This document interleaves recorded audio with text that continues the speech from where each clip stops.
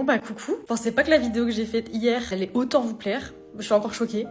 Je pense que je vais juste commencer à raconter ma life avec les dates que j'ai fait parce qu'il y a vraiment des dingueries qui se sont passées et quand je vois l'état des commentaires je me dis mais vraiment il y a des dingueries et qui ont été trop banalisées et genre à la fois ça me fait rire mais à la fois je ris pour pas pleurer quoi parce que c'est ouf des fois le manque de respect des gens et hommes comme femmes hein, attention. En gros l'histoire c'est que j'ai parlé avec ce mec pendant une semaine et c'est lui qui a proposé une première fois qu'on se voit. On a parlé un peu plus et il m'a reproposé. On a commencé à mettre un truc, enfin il m'a proposé une date, au final ça a été, on a laissé tomber parce qu'il me répondait plus en fait, et après ça il s'en voulait, il m'a dit oh, je suis trop désolée machin, désolé, enfin j'étais pas sur mon tel, et après ça il m'a reproposé une date, donc le fameux jour où on n'a pas daté du coup parce qu'il est pas venu, mais genre c'est le gars qui a insisté 3 fois pour qu'on se capte. Faut savoir que on n'habite pas du tout à côté, il y avait genre 1h30 de route entre nous, et il m'a proposé de se voir à un endroit qui était plus proche de chez moi que de chez lui. Jusque-là, plutôt pas mal. Heureusement, du coup, parce que j'ai fait une demi-heure de route, moi. Et... Enfin, de toute façon, j'en aurais pas fait plus. Putain, t'imagines, il serait pas venu. Et j'aurais fait genre 1 heure de route. Enfin, du coup, 2 heures aller-retour. Ça va pas la tête. Et en gros, donc je lui demande le jour même, en n'ayant pas de nouvelles de lui, je dis toujours bon. Il me dit ouais, là je pars. Genre à l'instant où je lui envoie le message, il me dit ouais, là je pars. Et donc il en avait pour à peu près 1 heure de route. Je dis ok, donc tu seras là vers 6 heures. Il me dit ouais, à peu près. Et à partir de là, j'ai eu plus de nouvelles du tout. Au début, je me suis dit, bon, bah, c'est peut-être un peu de trafic et tout ça. Et genre, au bout d'1h30 de route pour lui, donc c'est-à-dire que moi, j'avais déjà attendu genre une bonne demi-heure, je lui envoie un message, je dis, bah, t'en es où ? Et en fait, voilà, vous connaissez la fin de l'histoire, j'ai pas eu de nouvelles. Heureusement, dans tout ça, j'avais une copine qui habitait genre pas trop loin. Du coup, bah, on est allé manger ensemble. Enfin, je lui ai ramené McDo parce qu'il fallait que je fasse quand même quelque chose de positif dans cette journée. Déjà, je vous ai même pas remercié, mais quelle bande de choupis vous êtes. Et il y en a plein qui m'ont saucé ou alors qui ont essayé de me mettre dans un bon mood, mais vous êtes adorables, je vous aime. Sacrée histoire, encore une belle anecdote à pouvoir raconter à mes potes. Et comme vous êtes devenus mes potes, là visiblement, bah, je vais vous raconter plein de trucs marrants. Petite explication des messages, genre j'ai dit que je pensais qu'il m'avait bloqué. Pourquoi ? Parce que on discutait sur WhatsApp, et en fait sur WhatsApp, vous savez, il y a les... Je sais pas comment ça s'appelle, le truc de message. En bas du message, il y a genre les 2 petits V là. Donc quand c'est en bleu, c'est-à-dire que ça a été lu. Quand c'est en gris, ça veut dire que ça a été envoyé mais que ça n'a pas été lu. Et quand il n'y a qu'un seul V, bah en fait je savais pas ce que c'était. Du coup, après coup, je suis allée regarder sur internet. Et en fait, un seul V, ça veut dire que ça a été envoyé mais pas distribué. En gros, ça veut dire que moi je l'ai envoyé mais que lui il l'a pas reçu. Donc à partir du moment où lui me dit ouais je serai à peu près là à 6h, moi je lui ai renvoyé un message en mode bah préviens MDR. Et je lui ai renvoyé du coup un autre message pour lui demander où est-ce qu'il en était. Et ces 2 messages-là, en fait, il les a jamais reçus. Et Google m'a dit que c'était soit parce qu'il m'avait bloqué, soit parce que son téléphone avait été éteint ou qu'il n'y avait pas de réseau. J'ai pensé un peu à l'accident aussi, mais j'ai pas envie d'y penser trop fort parce que là, je commence à culpabiliser pour un mec qui m'a moi mis en plan. Ça va pas la tête. Assurez-vous, pour tous ceux qui m'ont envoyé plein de bonnes ondes, je le vis très bien. Enfin, genre, y a pas de souci. C'est pas grave, ça arrive. Et au final, j'ai passé une soirée avec ma copine, donc c'était chouette. L'histoire de ce date fantôme est le symptôme parfait de la déconnexion totale entre les attentes féminines et la réalité du marché de la rencontre. Cette femme a passé une semaine à discuter avec un inconnu, a accepté de faire 30 minutes de route pour un homme qui a déjà montré des signes d'instabilité et finit par se faire ghoster en temps réel. Mais le plus fascinant, c'est sa réaction. Elle cherche des excuses techniques. Elle va sur Google pour comprendre la signification des V sur WhatsApp, espérant presque un accident grave pour ne pas avoir à affronter la réalité. Il n'est simplement pas venu, c'est l'illustration de l'investissement à perte. Elle a donné de son temps, de son énergie et de l'essence pour un homme qui n'a même pas pris la peine d'éteindre son téléphone proprement. Au lieu de voir cela comme un signal d'alarme sur sa propre manière de sélectionner ses partenaires, elle transforme ce manque de respect flagrant en une anecdote rigolote pour sa communauté.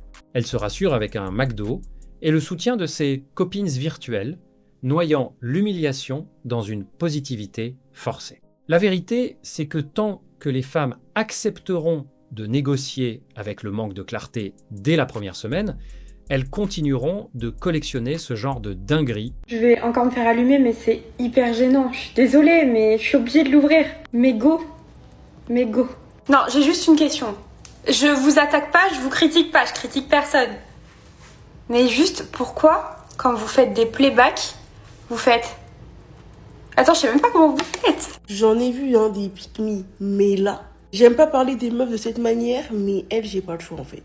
Je sais pas si vous la connaissez, mais par pitié, en fait, elle me fatigue. À chaque fois qu'elle passe dans mes pour toi, je souffre. En fait, je vais la bloquer déjà. Et puis, je m'étais dit peut-être qu'elle s'exprime juste très mal, mais en fait, non, elle cherche juste la merde, tu vois pas autrement. Elle mène un combat contre les femmes, c'est affolant. La première vidéo que j'ai vue d'elle, c'est quand elle parlait des full face. Elle disait, oui, les filles, je comprends pas pourquoi vous faites des full face, bref. Ensuite, elle nous a fait un tuto, justement, make-up naturel pour nous montrer qu'il n'y avait pas besoin de mettre des tonnes de maquillage. Là, je viens de voir qu'elle a fait une vidéo, les meufs avant et après la chirurgie esthétique. Maintenant, elle nous sort ce genre de truc. Ouais, les meufs avec les playbacks. En fait, on est crevés. En fait, pour mener ce genre de combat, il faut être sacrément atteinte mentalement. Elle nous les brise. Je sais et je pense qu'elle fait potentiellement ça que pour du buzz. Mais en fait, ce genre de personne prête à tout comme ça, là, je trouve ça effrayant. Je te mens pas, change de combat parce que tu t'affiches. C'est même pas un peu intéressant ce que tu racontes. Ton combat contre les femmes, mène-le toute seule, arrête de nous faire chier. Ton avis, on en a pas besoin. Elle est crevante en fait. On assiste ici à une réaction épidermique typique. Dès qu'une femme sort du rang pour critiquer les artifices de ses congénères, elle est immédiatement étiquetée comme malade mentale ou pick me. Ce qui dérange ici, ce n'est pas le fond du message, c'est la trahison de la solidarité féminine de façade. La narratrice est épuisée parce qu'une autre femme ose pointer du doigt l'abus de maquillage, la chirurgie esthétique ou le ridicule des playbacks sur les réseaux. C'est le mécanisme classique de la police de la pensée féminine. Si tu ne valides pas chaque comportement, chaque injection et chaque filtre, tu es une ennemie à abattre. On traite de scary, celle qui prône le naturel, tout en défendant bec et ongle le droit de se transformer en clone numérique. Au lieu de répondre aux arguments sur la superficialité, on préfère bloquer, insulter et nier toute pertinence au discours. C'est la preuve que la vérité blesse. S'attaquer aux faux semblants, c'est s'attaquer au socle même de l'ego de toute une génération qui ne vit que par le paraître. Ce discours a été vendu aux femmes comme une forme de force. On leur a dit « tu es indépendante, tu n'as besoin de personne, ne demande rien, ne réclame rien, tu peux tout faire toute seule ». En surface, ça ressemble à de l'empowerment. Dans la pratique, c'est la plus grande bénédiction offerte aux hommes modernes. Pourquoi ? Parce que si une femme n'attend rien, un homme n'a rien à donner. Pas d'effort, pas d'investissement, pas de responsabilité, pas de cohérence. Et surtout, zéro pression. Ce discours crée un monde où les femmes se suradaptent, les femmes portent tout, les femmes financent tout. Les femmes se prouvent, s'excusent et s'expliquent, pendant que les hommes observent, profitent et ne se remettent jamais en question. Les hommes adorent cette version du féminisme parce qu'elle leur permet d'être présents sans jamais être engagés. Ils peuvent être avec toi sans investir en toi, profiter de ta douceur sans te protéger, avoir accès à la femme sans assumer le rôle d'homme, récolter les avantages sans fournir d'efforts. On a dit aux femmes que demander c'était être matérialiste, que attendre c'était être difficile et que vouloir être traitée comme une femme c'était archaïque. Résultat, les femmes donnent le maximum, les hommes donnent le minimum et tout le monde fait semblant que ce soit la modernité. La vérité c'est que l'indépendance ne signifie pas tolérer le néant masculin. L'indépendance ne veut pas dire que tu dois accepter un homme qui ne t'offre rien, qui ne construit rien, qui ne prévoit rien. Ce faux empowerment qui dit « n'attends rien », c'est juste une stratégie déguisée qui arrange les hommes, jamais les femmes. Une femme forte, ça ne veut pas dire une femme qui se sacrifie, ça ne veut pas dire une femme qui fait tout. Une femme forte, c'est une femme qui connaît sa valeur et ses limites. Et devine quoi ? Quand les femmes recommencent à attendre quelque chose et décident de changer les standards, les hommes redeviennent des hommes. Ce discours est le sommet de l'hypocrisie victimaire. L'autrice tente de faire passer le manque d'investissement des hommes pour une conspiration féministe qui se serait retournée contre les femmes.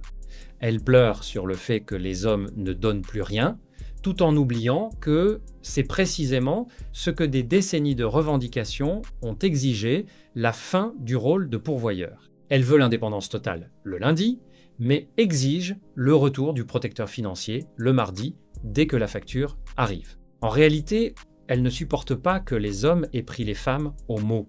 Si vous n'avez besoin de personne, ne vous étonnez pas que personne ne se bouscule pour vous servir. Elle qualifie de paresse masculine, ce qui n'est que la réponse logique à un marché où la femme s'est déclarée autosuffisante. Ce qu'elle appelle connaître sa valeur, c'est simplement vouloir restaurer les privilèges de l'ancien monde sans en accepter les devoirs. C'est un discours de confort qui refuse d'assumer les conséquences de ses propres choix. On ne peut pas demander l'égalité et pleurer parce que l'homme ne joue plus les portefeuilles sur pattes. Je raconte ma story time en 2 pays. Je vais péter un mec et tout, je le connaissais pas. Je lui ai parlé pendant 2-3 heures, je le vois et tout, nanana. Ça se passe bien en vrai, genre bref, c'était bon délire, etc. Maintenant, vas-y, je veux rentrer. Mais t'as capté en mode, comment j'ai dit ça, genre c'était en mode, ça se voyait, genre, tu vois, c'était de l'ironie. Il prend au pied de la lettre, il se vexe. Après, il fait demi, il se propose. Après, je me suis dit, vas-y, tu sais quoi, on va faire le côté de ne chier et vas-y, tu vois, on va lui rendre à sa soirée. Je fais un aller. T'as capté, genre, je le slice juste, c'est même pas de la slice, c'est je vous jure, les filles, c'est pas, il fait quoi? Il j'écrase son volant. Il j'écrase son volant. En gros, pour toutes les personnes qui n'auraient pas compris, elle a capté un mec qu'elle ne connaissait pas, elle a sucé, il a craché, elle est rentrée. Alors, elle a parfaitement le droit de faire ce qu'elle veut, on est d'accord. Sur l'application, il y a beaucoup de gens qui aiment bien parler de leur histoire de fesses. Et venir jouer la femme débridée, etc. aujourd'hui, là, en 2026, alors qu'on sait tous pertinemment qu'après tu vas regretter quand tu voudras chercher ton mari, c'est peut-être pas la bonne solution. Internet n'oublie jamais rien. Tu viens ici nous raconter tes casseroles, tes ceci, des comment tu la slices ou je sais pas quoi. Mais faudra pas venir bouder quand t'auras du mal à venir trouver ton mari. Parce qu'après tu vas venir pleurer pour tenter de tout supprimer, mais Internet n'oublie rien. Et c'est vraiment une mise en garde pour toutes les femmes qui aiment bien faire ce genre de contenu. Ça sert strictement à rien. Ça vous collera la peau pendant 20, 30, 40 ans même. Et même le mec qui prendra le risque de vous marier, parce que oui, il y a toujours un dérégleur dans le coin, ben même lui, il va commencer à se poser des questions, hein. Venez me donner votre avis dans les commentaires. La paix sur vous. C'était le West. On assiste ici à une forme de suicide social numérique en direct. Cette femme raconte, avec une légèreté déconcertante, comment elle a consommé un inconnu après seulement 2 heures de discussion, avant de rentrer chez elle comme si de rien n'était. Ce qu'elle prend pour de la liberté ou de la modernité n'est en réalité qu'une dévalorisation radicale de son propre corps et de son image. Elle oublie une règle fondamentale de notre époque. Internet n'oublie jamais rien. Le narrateur pose ici un constat froid et lucide.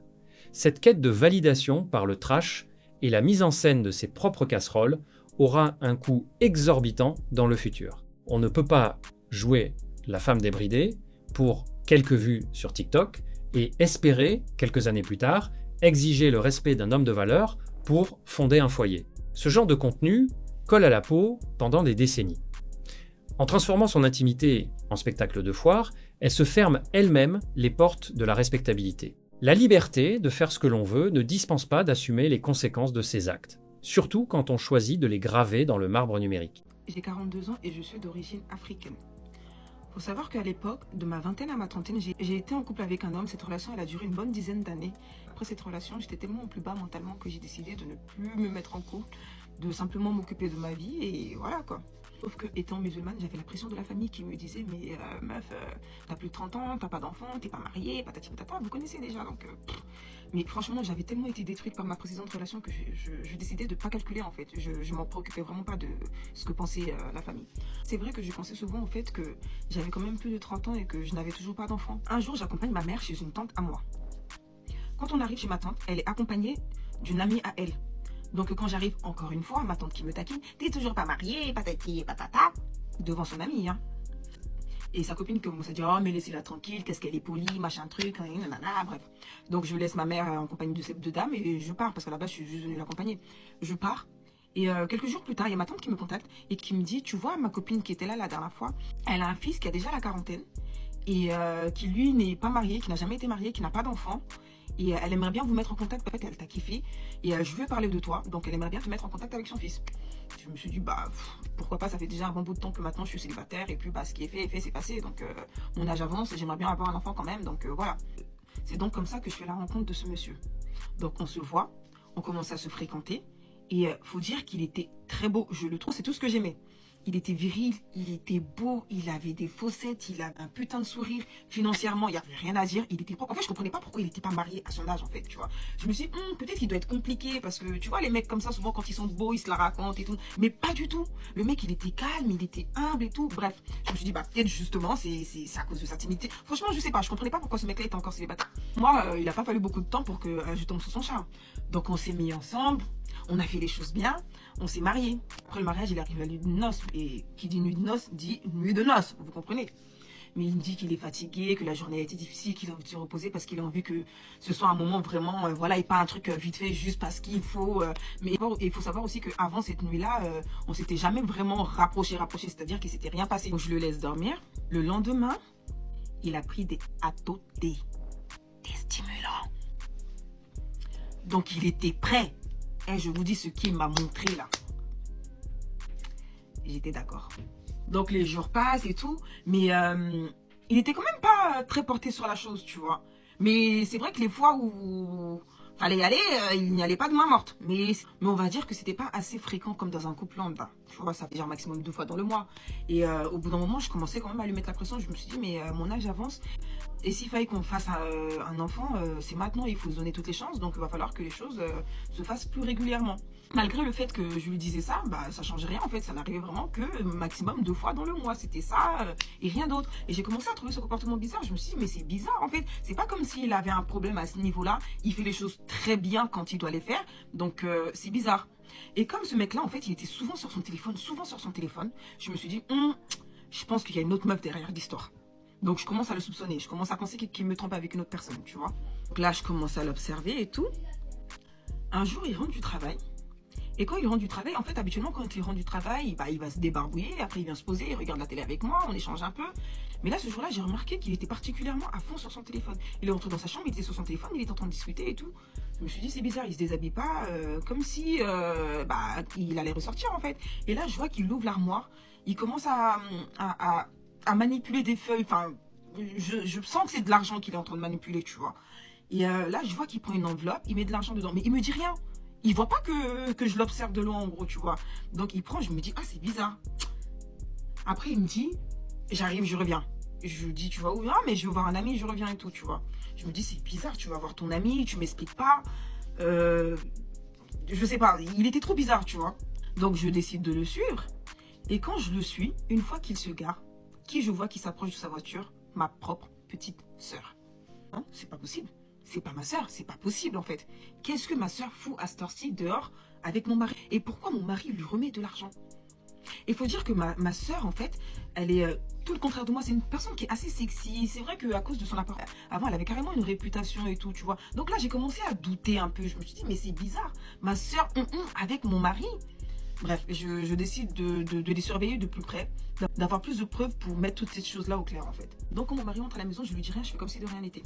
Un jour, pendant qu'il dort, je prends son téléphone et je fouille dans son téléphone. Donc je cherche le numéro de ma soeur et je regarde leur conversation. Et dans leur conversation, en fait, il n'y a rien qui laisse paraître comme quoi il y a une relation amoureuse entre eux en fait. Je vois que c'est pas la première fois qu'il lui donne de l'argent et ça dure depuis des années. C'est pas clair, c'est pas très clair en fait. C'est souvent ils se donnent des rendez-vous. C'est bon, j'ai l'argent, des trucs comme ça en fait, tu vois. Ou ils s'appellent aussi, mais genre une fois tous les mois. J'ai pensé qu'ils avaient une relation et qu'en fait ils l'entretenaient tous les mois. Et que leur deal à eux, c'était de ne pas s'écrire pour ne pas se faire prête, en fait, tu vois. Voilà, c'est bizarre. Mais avec ce que j'avais comme information, pour moi, c'était déjà trop. Donc, pour confronter ma soeur, je fais une réunion de famille et tout. Et là, j'expose les faits. Et ma soeur, pour se dédouaner, pour sauver sa réputation, parce que là, clairement, je suis en train de l'accuser de limite vendre ses charmes à mon mari, elle avoue qu'en fait, preuve à l'appui, bien évidemment, que si mon mari lui donne de l'argent depuis des années, c'est parce qu'en fait, elle l'a surpris avec un de ses collègues dans une posture, dans un lieu où il ne pouvait pas nier les faits. Et elle l'a pris à part pour qu'ils aient une discussion. Et pendant qu'ils échangeaient, elle a enregistré la discussion. Et ça fait des années que ma sœur fait chanter mon mari avec un enregistrement de leur conversation. Donc ça fait des années que ma sœur sait que mon mari sort avec son collègue que je connais en plus, qui m'a présenté comme soi-disant l'un de ses meilleurs amis. Il faut savoir que mon mari est un musulman qui est pratiquant. C'est d'ailleurs l'une des choses qui m'a le plus plu chez lui en fait. Il est pratiquant, il fait tout le temps ses prières. Et quand je vous dis c'est un mec, il est viril, il est beau, tout ce que vous voulez. Donc, vous imaginez ou pas en fait pour moi, double choc en fait. À ce moment-là, en fait, je savais pas c'était quoi le pire. Ma soeur qui savait ça depuis des années et qui m'a laissé épouser un mec comme ça, ou mon mari qui sortait avec son collègue, qui m'a présenté comme un de ses meilleurs amis, qui venait à la maison souvent en plus. Et le pire, c'est que quand j'ai commencé à douter du fait qu'il voyait d'autres femmes ou une autre femme, je me suis dit, mais à quel moment? Parce que mon mari, il est soit au travail, soit avec moi, ou soit il est avec cet ami-là en fait. Et l'ami en question est marié et a des enfants. Franchement, là, le monde s'écroulait pour moi, en fait. J'étais dévastée. Avant même de rentrer à la maison, j'appelle mon mari, il ne répond pas. Donc, comme il est au travail, j'étais tellement énervée, je lui laisse un message, je lui dis, hey, écoute, je suis au courant de tout, ma soeur, elle m'a tout raconté, je suis au courant de vos chantages, machin truc, nanana. Je lui laisse ce message-là, je vois qu'il m'appelle pas. Je le rappelle, je me rappelle, il m'appelle pas. Ce soir-là, j'étais de garde et quand je suis de garde, je commence à 19h. Et lui, comme il finit à 18h30, le temps d'arriver, généralement, moi, je suis déjà partie, tu vois. Donc ce soir-là, on s'est pas vu et il m'a pas rappelé. Après ma nuit de garde, je rentre à la maison, je vois que monsieur a pris toutes ses affaires. En tout cas, il a pris ce qu'il pouvait prendre. Il est simplement parti. C'est-à-dire, il m'a jamais rappelé, il m'a pas donné d'explication, il ne s'est pas excusé, il s'est pas justifié. Il a simplement pris ses clics et ses claques. Il est parti. Et comme par hasard, même pas un mois après, j'apprends que je suis enceinte. Donc j'accouche de l'enfant. Au début, tout se passe très bien. Mais plus l'enfant grandit, plus l'enfant ressemble à son père. Et à l'heure actuelle, je suis tellement dégoûtée parce qu'en fait, avec le temps, j'apprends que la famille du mec, en fait, savait très bien que ce mec-là aimait les hommes. C'est pour ça que sa mère a organisé cette rencontre-là. C'est pour ça que sa mère voulait lui présenter quelqu'un, en fait. Tu vois. Et lui, il a accepté parce que, voilà, il est musulman, machin truc, nanana. Mais sa famille savait très bien qu'il n'était pas sur les femmes, en fait. Et c'est pour ça qu'à chaque fois qu'il sortait avec moi, il devait prendre des stimulants. Parce que sinon, il ne me désirait pas, en fait, simplement. Maintenant, je suis avec cet enfant-là qui ressemble de plus en plus à son père. Et je vous jure, à chaque fois que je regarde mon enfant, je pense à son père, je pense à ce qu'il m'a fait, je pense à ce que la belle famille m'a fait. Et je peux pas dire que j'ai une haine envers cet enfant-là, mais j'ai du mal à l'aimer comme un parent pourrait aimer simplement son enfant, en fait. Alors que c'est mon seul enfant et je vais pas vous mentir, au vu de mon âge, je sais très bien que ça sera mon seul enfant, je n'aurai pas d'autres enfants. Je fais le strict minimum parce que je suis pas mauvaise, mais malgré moi, je vous jure, j'arrive pas à aimer cet enfant-là parce que cet enfant me rappelle tout ce que j'ai vécu, tout ce que son père m'a fait de mal. Tout ce que la famille de son père m'a fait de mal, en fait. Et je vous jure, je suis dégoûtée. Des fois, j'ai envie de l'abandonner parce que je me dis qu'il mérite d'avoir un meilleur traitement. J'ai envie de lui donner la chance d'avoir de l'amour que je peux pas lui donner. Mais en même temps, c'est mon enfant, il a déjà pas son père. Et puis, ma situation, elle est vraiment très compliquée. Enfin, à l'heure actuelle, je sais pas trop quoi faire, mais je vous jure, tout ce que je veux, c'est vraiment balayer cet épisode de ma vie et passer complètement à autre chose. J'ai envie de partir loin de ma famille, loin de tout le monde parce que j'ai l'impression que tout le monde me regarde et j'ai l'impression que tout le monde s'est foutu de ma gueule, que ce soit ma soeur, que ce soit mon mari, que ce soit ma belle famille. Et cet enfant qui me rappelle encore mon mari, je vous jure, c'est de trop pour moi. Pourtant, c'est mon sang, mais je n'arrive pas à l'aimer. C'est ça mon problème. Le résultat est d'une violence psychologique inouïe. Un divorce brutal, une fuite sans un mot et un enfant qui arrive comme le vestige d'une trahison totale. Aujourd'hui, cet enfant est le miroir permanent de son bourreau. Chaque trait de son visage, chaque ressemblance physique est un rappel du viol émotionnel qu'elle a subi. Elle avoue l'inavouable, l'incapacité d'aimer son propre fils parce qu'il est le portrait craché de l'homme qui l'a détruite et de la famille qui l'a trahi. C'est le coût réel des mariages de façade et des secrets de famille, des vies brisées et des enfants qui héritent d'une haine qu'ils n'ont pas provoquée. Elle est prisonnière d'un rôle de mère qu'elle ne peut plus assumer, hantée par le sentiment que tout son entourage s'est moqué d'elle pendant des années.